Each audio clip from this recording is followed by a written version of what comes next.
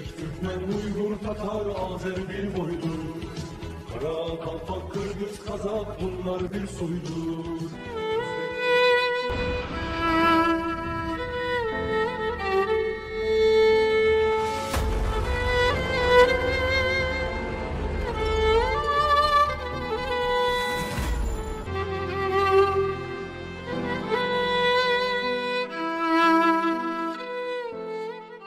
В Турции локализовали большинство очагов пожара, часть регионов объявлена зонами бедствия. Лесные пожары, которые продолжаются в Турции более 10 дней, можно назвать небывалой трагедией в мире. Говорят, друга познают в тяжелый день. Как только начались пожары, Россия, в том числе Азербайджан, Украина, а затем Европейский Союз и Иран помогли Турции самолетами и вертолетами. Затем президенты Грузии, Казахстана, Узбекистана выразили свои соболезнования президенту Реджепу Таипу Эрдогану в связи с трагедией и выразили готовность помочь.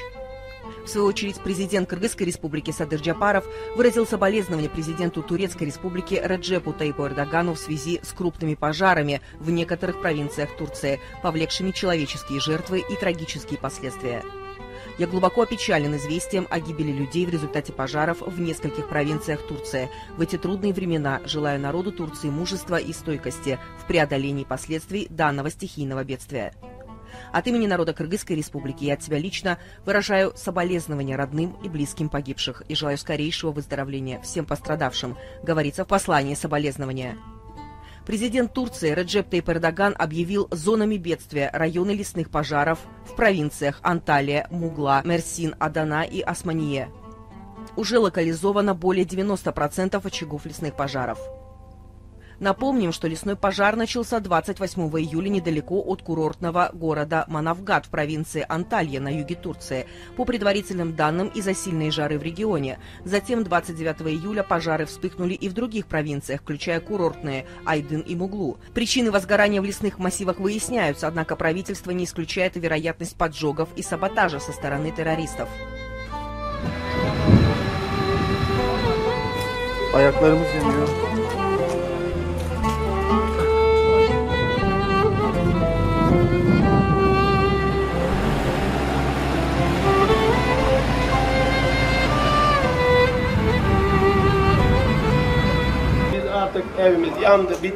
Наш дом сгорел, наш скот пропал, сгорело 4 или 5 автомобилей. Я потерял все, моя машина сгорела, я не смог ничего спасти, пожар вспыхнул очень быстро, нам пришлось бежать, а сейчас мы вернулись.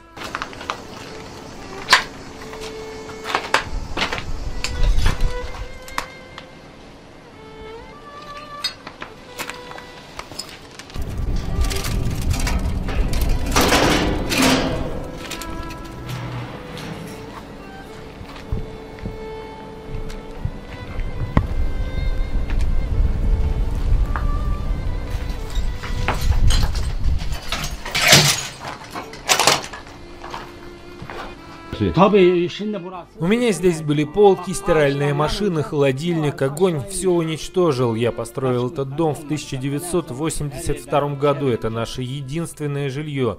А теперь у нас с женой осталась только одежда, в которой мы сейчас. Слов нет. Что мы можем сделать? Мы ждем помощи от правительства. У нас нет другого выхода. Я пенсионер. У меня только ежемесячная пенсия. Больше ничего нет.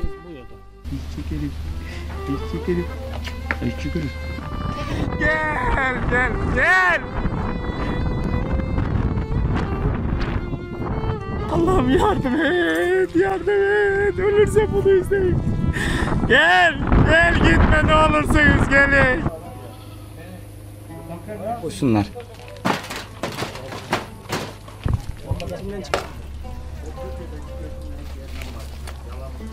Benim tek derdim canlar. Меня беспокоят только эти животные. Если бы я умер, это не имело бы значения. Когда нашу деревню эвакуировали, я не мог уехать. Я предложил родителям остаться. Я спросил их, если мы умрем здесь, мы умрем вместе с ними? Они сказали да. И так мы остались. Они невинные создания Бога. Я хочу, чтобы они выжили.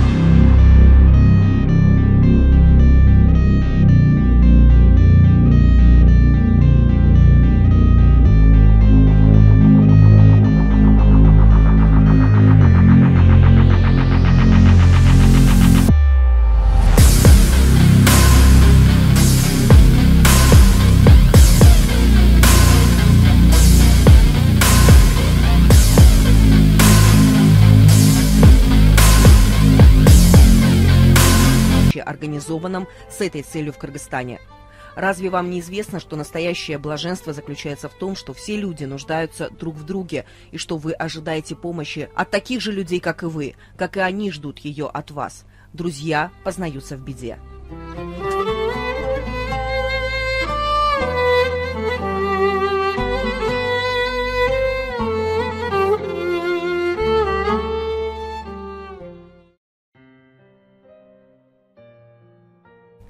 Новоназначенный посол Кыргызстана в Азербайджане Кайрат Осмоналиев встретился с активистами общественного объединения «Азыри», азербайджанцы, проживающие в Кыргызстане, в Ассамблее народа Кыргызстана. Участники встречи выразили соболезнования и солидарность турецкому народу, почтили память погибших в результате лесных пожаров в братской Турции. Турция — это братская страна всем тюркским странам, всем тюркским государствам. Действительно так. Я бы хотел в связи с трагедией почтить память погибших, пожелать здоровья всем, выздоровления всех, которые пострадали от этого пожара. Минутой молчания.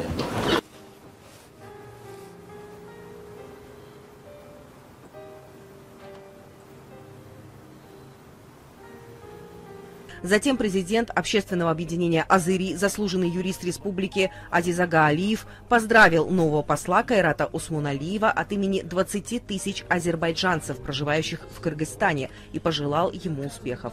Свидетельствует свое самое высокое уважение к вам.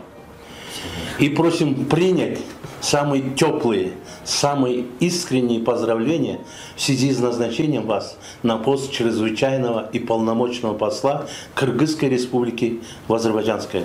Честно говоря, мы очень рады вашему назначению. Я вот лично и азербайджанская диаспора считает, что именно это будет импульсом именно укрепления всестороннего развития дружественных отношений между двумя братскими республиками. Мы, общественное объединение азербайджанцев, в основном состоим из детей, внуков репрессированных. Мы граждане Кыргызстана, вот здесь сидят члены правления все, мы все граждане Кыргызстана. У нас особое уважение к нашей республике, у нас особое уважение к нашей исторической родине. И, честно говоря, мы прилагали и прилагаем максимум усилий, чтобы эти дружественные отношения укреплялись. Конечно, но следует отметить, что не так интенсивно развивались эти отношения, да? Честно говоря, были какие-то перебои, да, у нас. Я думаю, именно с назначением вас на эту должность, опять повторюсь, что дружественные будут крепнуть. Мы, честно говоря, мы считаем вас своим братом. Почему? Мы следили, вот, допустим, во время и Первой Карабахской войны, во время Второй Карабахской, вас рупор слышен был везде. Вы именно были на стороне Азербайджана. После послу была подарена настольная книга о народах, входящих в Ассамблею народа Кыргызстана, в том числе об азербайджанцах. Вот эта книга «Народ Кыргызстана в семье единой». Здесь о всех диаспорах, и в частности есть глава о нашей диаспоре. Вот она. Вот о нашей диаспоре. Вот они. Вот это наш. Вы прочтете, очень хорошая книга, да. Спасибо. Честно говоря, да. Я с удовольствием преподношу. В знак уважения в связи с назначением, вот в знак уважения послу Кыргызской республики в Азербайджанской республике господину Осмоналиеву Кайрату Медербековичу. С уважением я вот перечислил пока только всех фамилий, которые здесь сидят. Вот он. Спасибо большое. Да. Для меня это большой подарок. В то же время Кайрату Осмоналиеву был вручен значок с символическим изображением кыргызско-азербайджанских флагов. Да, Костюме. Я думаю, в Азербайджане у вас много костюмов будет. Там любят костюмы носить, разные притом. На каждом костюме, чтобы у вас был. В свою очередь, кыргызский дипломат сказал, что помимо должного представления своей страны в Азербайджане, он будет работать над устранением пробелов и стагнации, существовавших на протяжении многих лет, подчеркнув важность тесного сотрудничества с азербайджанской диаспорой в Кыргызстане.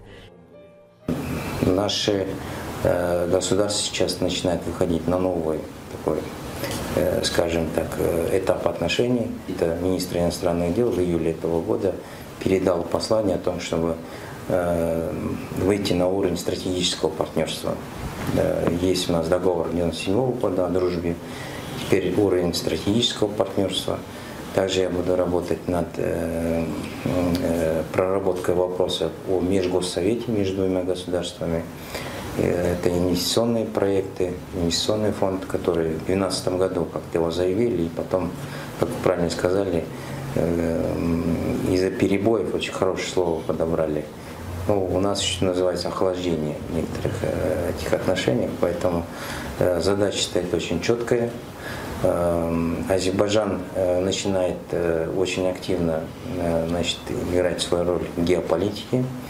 Мы понимаем, что это во многом благодаря помощи братского турецкого народа. Сейчас будет реализовываться также инициатива 5+3. Это 5 стран Центральной Азии и 3 Южного Кавказа. Вот интеграционные проекты, за которыми, кроме вот этих наших 8 стран, это и Китай, это и Турция, и европейские страны. Для того, чтобы вот эти активности, которые у нас запланированы, мы постараемся максимально их реализовывать. Да? Это сотрудничество, ну, в нашей степени политика дипломатическая. Есть очень важный аспект, это культурно-гуманитарное сотрудничество. Есть аспект, скажем так, сотрудничества в экономической сфере. Я думаю, в большей степени культурно-гуманитарного и экономической было бы очень замечательно, если бы уже можно было бы начать работать. Из-за пандемии многие представители диаспоры не смогли присутствовать на встрече. Ну, во-первых, конечно, с Азербайджанской республикой у Кыргызстана сложились давние дипломатические отношения. С 1997 года договор о дружбе и сотрудничестве. Состоялось несколько визитов, подписаны несколько соглашений, договоров. Но сейчас наступило время переоценки и перезагрузки наших отношений, поскольку последние, скажем так, 25 лет эти отношения они оставались достаточно на формальном уровне, и очень большой потенциал двусторонних отношений, он, к сожалению, не реализовывался. Вот буквально недавно состоялся официальный визит министра иностранных дел в Азербайджанскую республику 1-3 июля этого года, в ходе которого, значит, были приняты наши инициативы кыргызской стороны, в том числе со стороны президента нашей республики. Это, соответственно, инициатива о площадке 5+3, 5 стран Центральной Азии, 3 страны Южного Кавказа, которые на этой площадке возможно развитие многосторонних отношений. Это в первую очередь фокус на экономической составляющей, ну и всего того потенциала, который сейчас, так сказать, сформировался, в том числе это и реализация тех возможностей шелкового пути, поэтому это такая интересная региональная инициатива. Кроме того, было предложено создание госсовета, межгоссовета между двумя странами и, собственно говоря, поднятие уровня наших отношений, двусторонних отношений до уровня стратегического партнерства. Поэтому, конечно, сейчас после вот таких изменений, которые произошли в геополитическом, скажем так, раскладе, региональном раскладе, после, соответственно, победы Азербайджанской республики в Нагорно-Карабахском конфликте. Поэтому очень большие возможности открываются, и назначение посла, но как раз-таки есть свидетельственное намерение о том, чтобы эти возможности реализовывались более эффективно, нежели, скажем так, на других уровнях.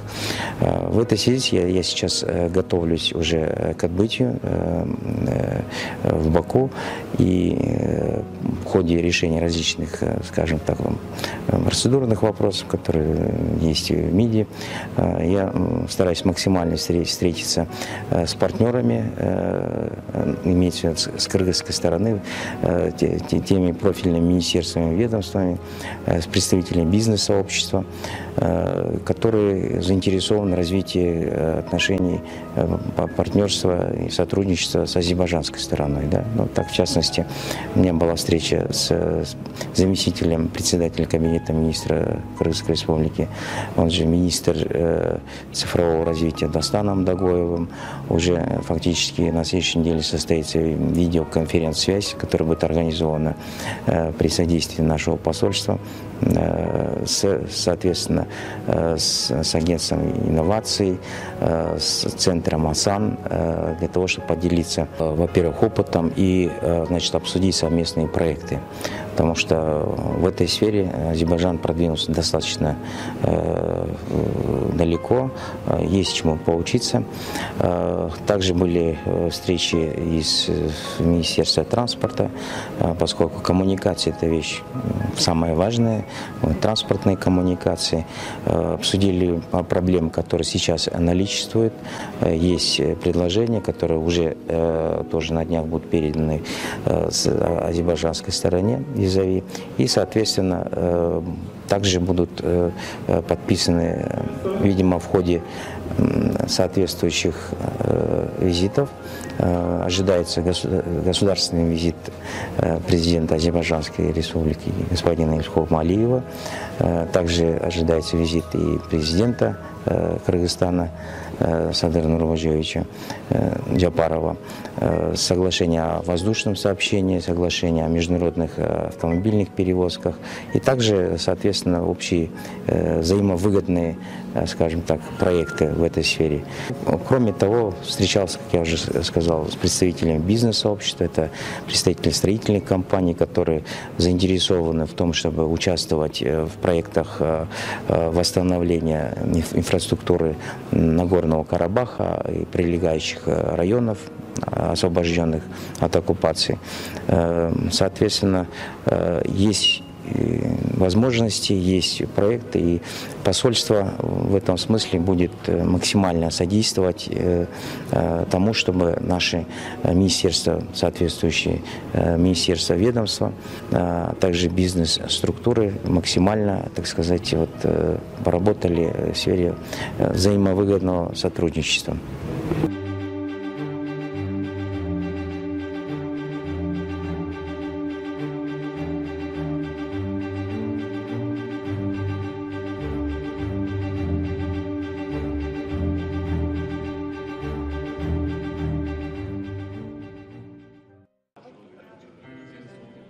В Бишкеке состоялась пресс-конференция, посвященная 3 грандиозным событиям: Иссыкуль Swim 181, Gamma Revolution Fest 21 и Иссыкуль Race 2021. Я очень рад тому, что Турсбек Чукулович, как инициатор данного заплыва, который, я считаю, что об этом узнает весь мир, поскольку это считается мировой рекорд, и, конечно же, как председатель Советник президента Кыргызстана,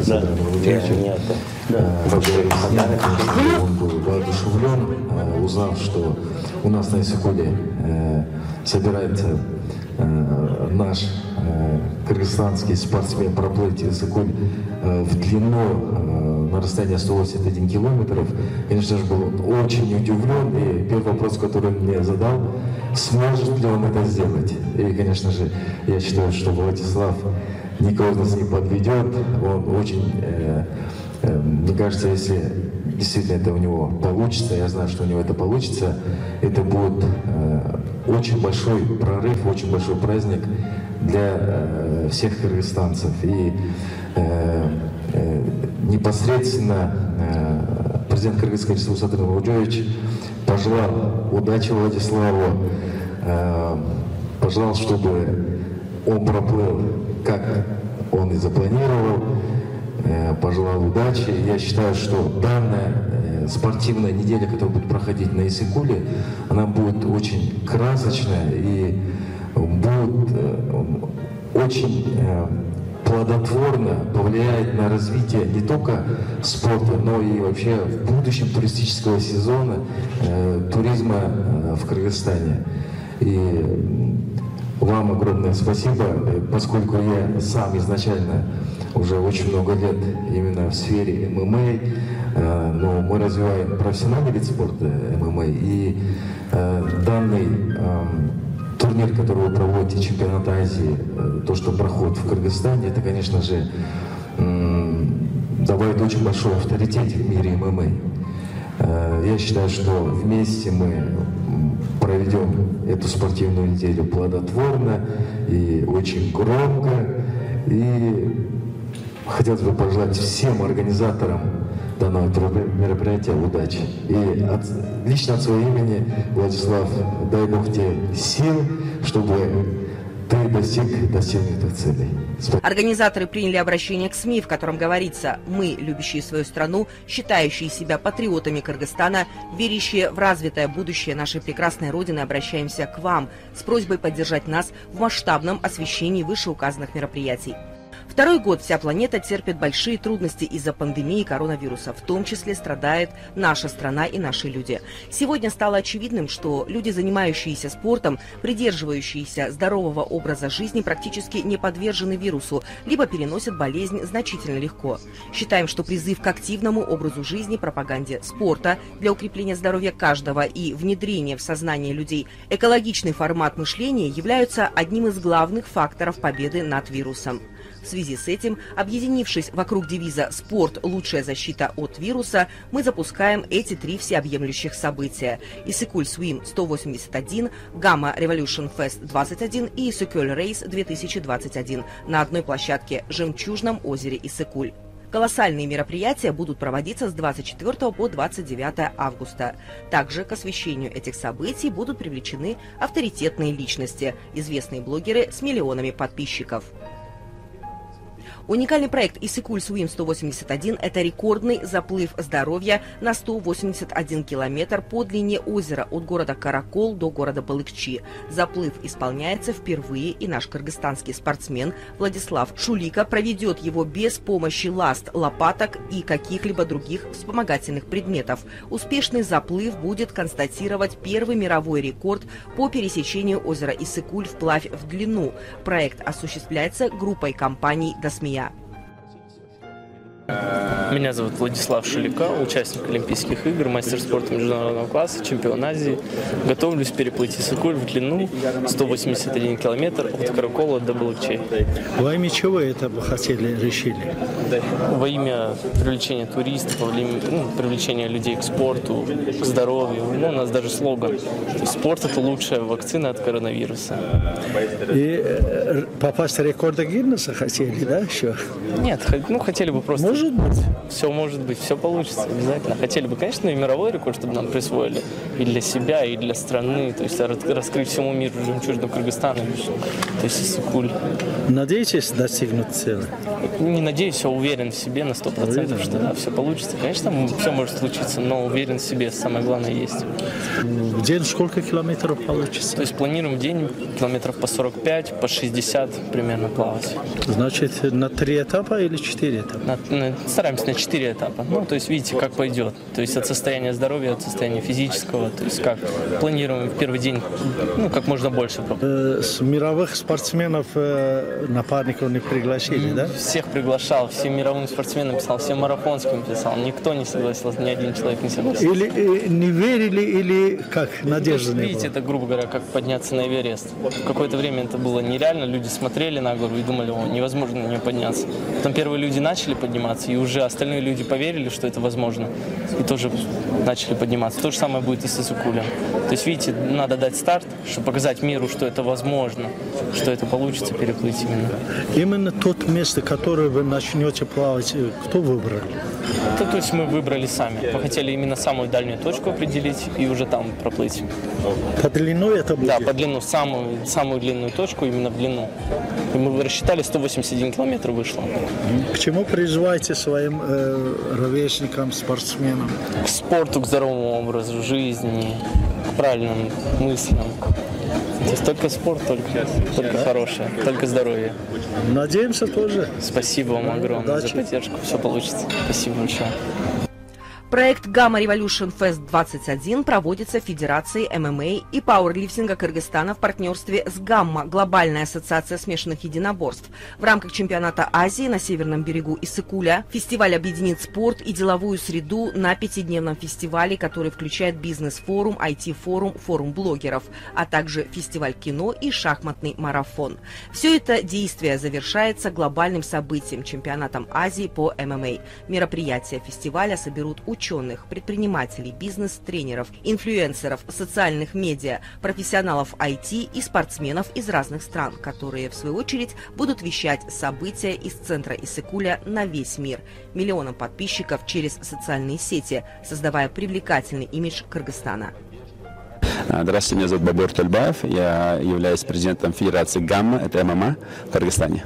Так, вы надеетесь, что вы достигнете своей цели?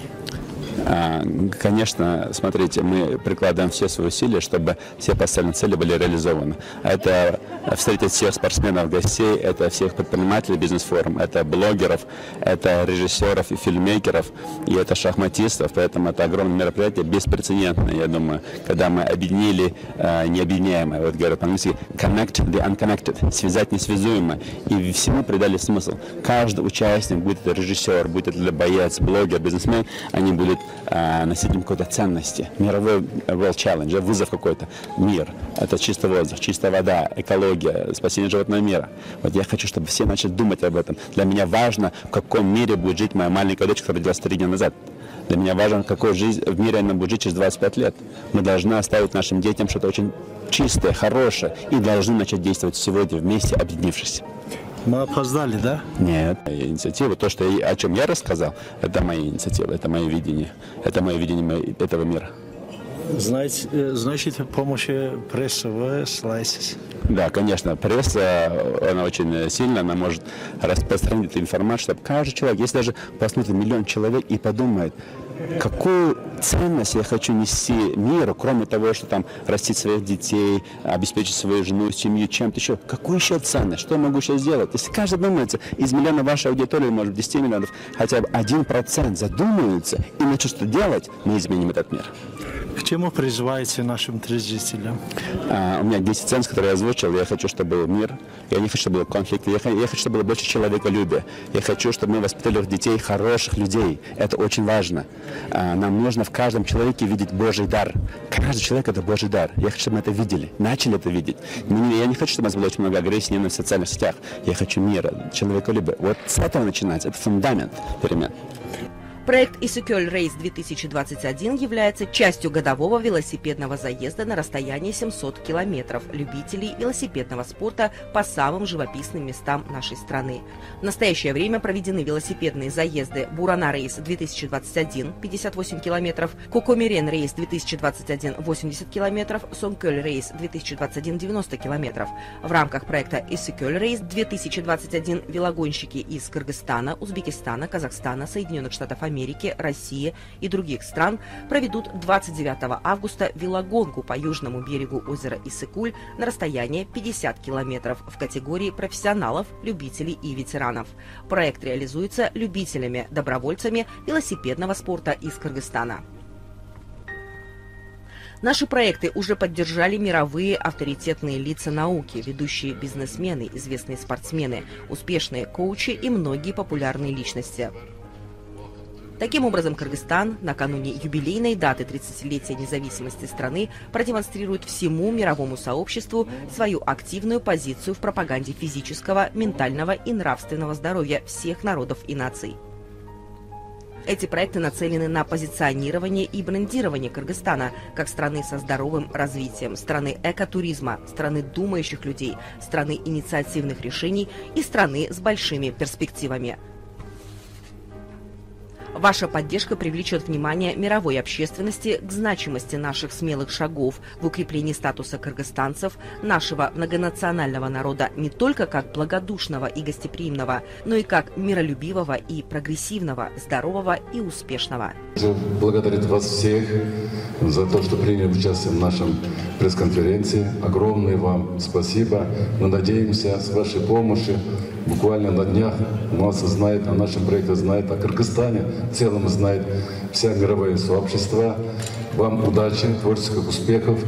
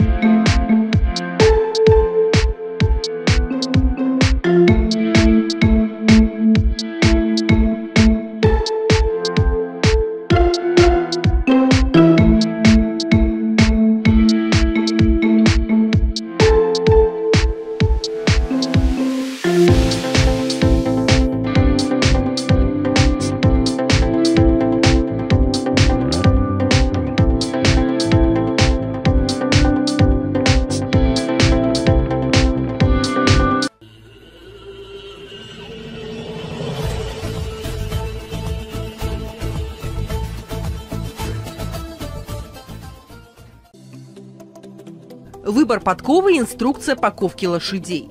Для того, чтобы уберечь копыта лошади от возможных повреждений и травм, необходима ковка. Именно поэтому заводчикам этих животных важно знать, как подковывать лошадь, как правильно подобрать подкову и какие инструменты следует использовать. Такую ответственную процедуру, как ковка лошадей, должен непременно проводить кузнец, который имеет достаточный опыт в данном деле, хорошо знает ветеринарную ортопедию и умеет обращаться с лошадью. Следует помнить, что в течение года копытам все-таки потребуется небольшой отдых, и вашему животному нужно можно будет дать возможность около месяца или немногим больше побыть без подков. Ковка лошадей также имеет цели, связанные с ортопедией, а именно позволяет уменьшить вред от травм, если лошадь все-таки не смогла их избежать, помогает сделать минимальным воздействие на организм других неприятностей, а также устранить дефекты, которые появились в копыте. Таким образом, ковка лошадей является достаточно ответственным мероприятием, для проведения которого хозяину необходимо приглашать специалиста. Если ковка лошадей будет выполнена неправильно, то животное может стать нетрудоспособным, даже приобрести нежелательные для здоровья последствия. Ковка лошадей как метод предохранения конечностей от нежелательных механических повреждений является не только обязанностью кузнецов-профессионалов, но также и зооинженеров, руководителей конных заводов, а также всех, кто работает на колхозных конофермах и ипподромах. Ковка лошадей помогает обеспечить надежную защиту копытам рабочих, спортивных, верховых и рысистых коней. Кузнец снимает старую подкову, предварительно фиксируя копыта коня. Щипцы помогают удалить гвозди, а затем и саму старую подкову.